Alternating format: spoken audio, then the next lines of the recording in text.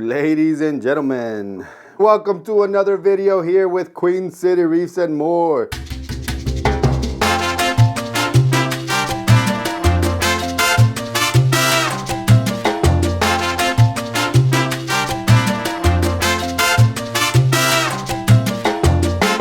All right, so today is the third and final episode for the three-part series for this peninsula.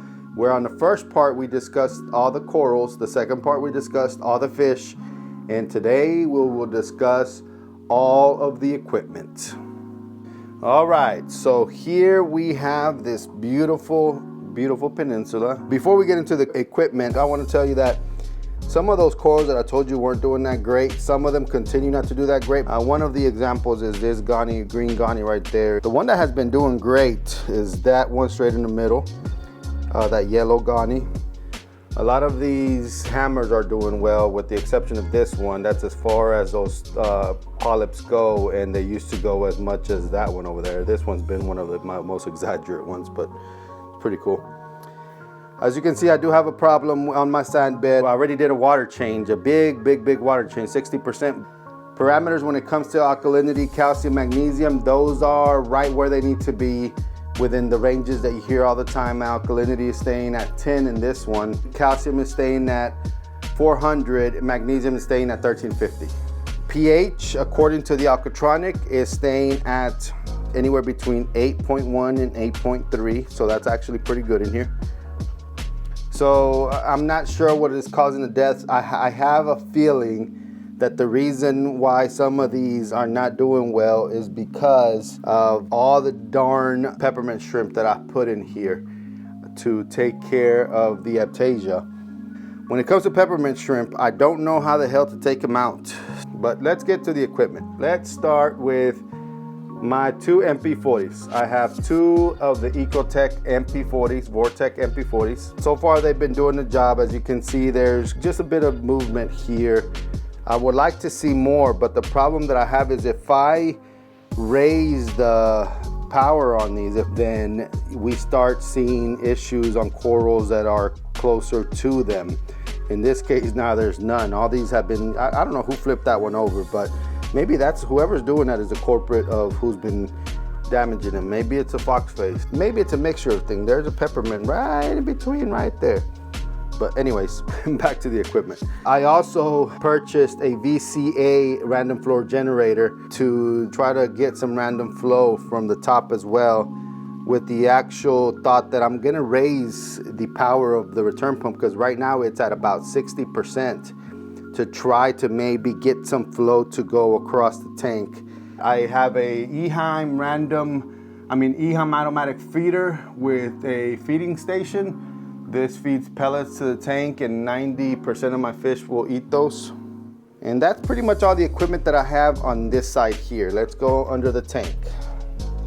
Here I continue to have this skimmer, but I can tell you that I'm still not happy with it. It's actually supposed to be white in here, but it looks yellow because of the automatic white balance that I use to try to get a clear look of the tank, but then doing regular lighting it makes it look yellower. But anyway, so I continue to use this. I continue to have to continuously try to fine tune it to get it to skim. It's some skim in there, but if it would be consistent, I would have probably had a full cup of skimmate in there already, but I have to continuously mess with it. Let's see, I have a bunch of Chaeto. Let's turn on the light in here. As you can see, I have a bunch of Chaeto and it's growing like crazy. I want to say that it could possibly grow a lot better and thicker if I had a bit more light, especially because now that it gets full in there of nothing but Chaeto, there's nothing that lights it up in that corner on the other side. So I don't know. I want to say that what I've read, and you can tell me whether I'm right or not. The stronger I guess, or the more light that it gets, the more it will consume nutrients, which in a way I guess might work better so that I don't have all this, right? So you tell me, do I need more light? I do need to cut this back a bit because I actually have to, maybe once every 2 weeks, have to cut off at least 30% of this to get more spread on that light, because right now it's hitting right against it. So you'll see a bit of yellowing on some of that because of that. So I'll have to I'll have to trim it. I'm still using the Max Spec Jump return pump, and I'm using a heater down there. I know what you're gonna say, I shouldn't have the heater there because of evaporation, and that empties out, it can cause an issue. And I've been meaning to move that over from there to the skimmer section, but I haven't gotten around it yet. Now, I can tell you that I'm not actually using the heater right now. As you can see, that's off because during the summer it gets hot and the tank stays at 78. Let's see if I'm wrong. It is 78.3. It's pretty simple. That's all I have right here. In this section right here,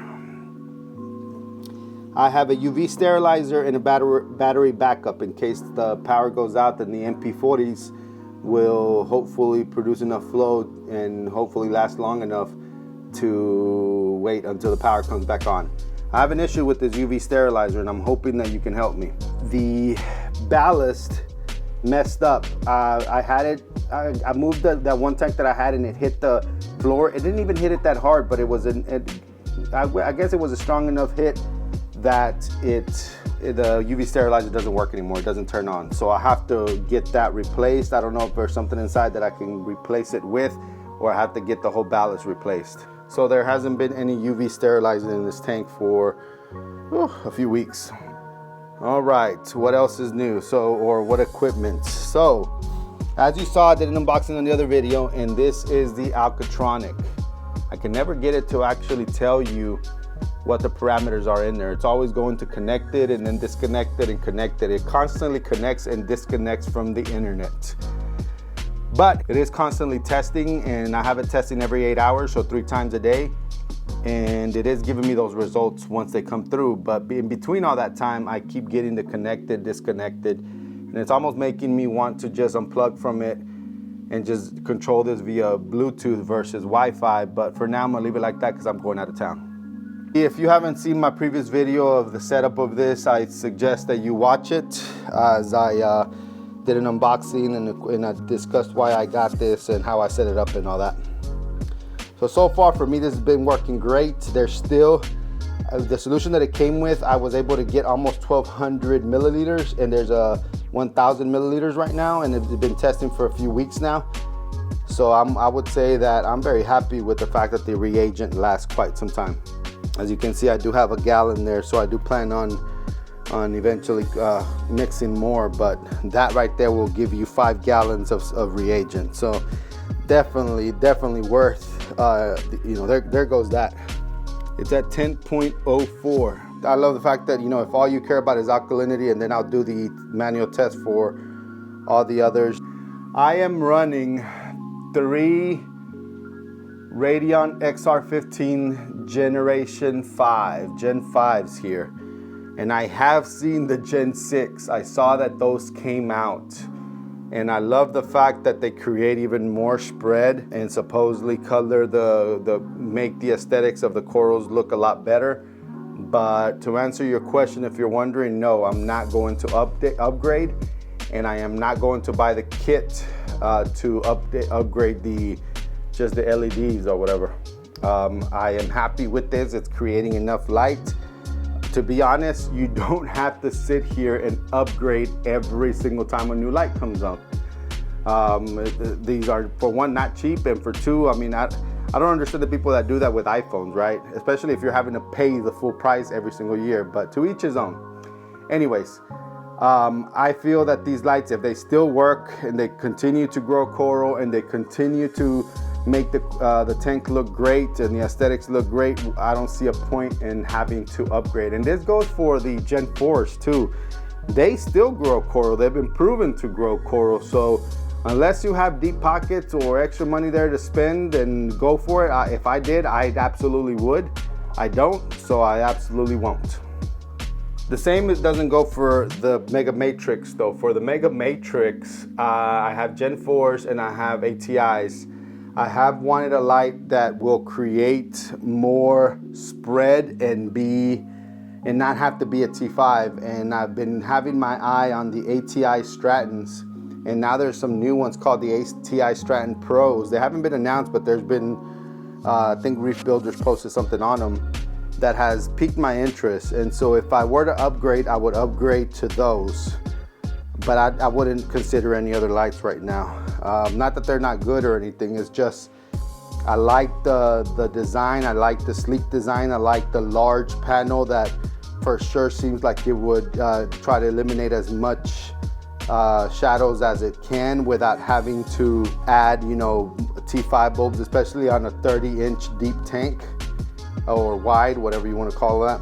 Again, to each his own, everybody has their preference. All lights have been proven to grow coral, so at the end of the day, it's whatever you like, right? That is all that is running in this tank. I don't have anything else. I don't know if you have any comments, questions, or concerns. I did do this area is dirty, I have to clean it up. But I did buy these at IKEA here, as you can see, and it's gonna keep me a bit more organized with all the stuff that I have. Toothbrushes, you know, we all use toothbrushes. My measuring cups. I'm keeping frag plugs in these. I actually was hanging my gloves that I use, those yellow gloves that I use to put my hands in the water. I was hanging them here, but I had to use them the other day, so they're drying out.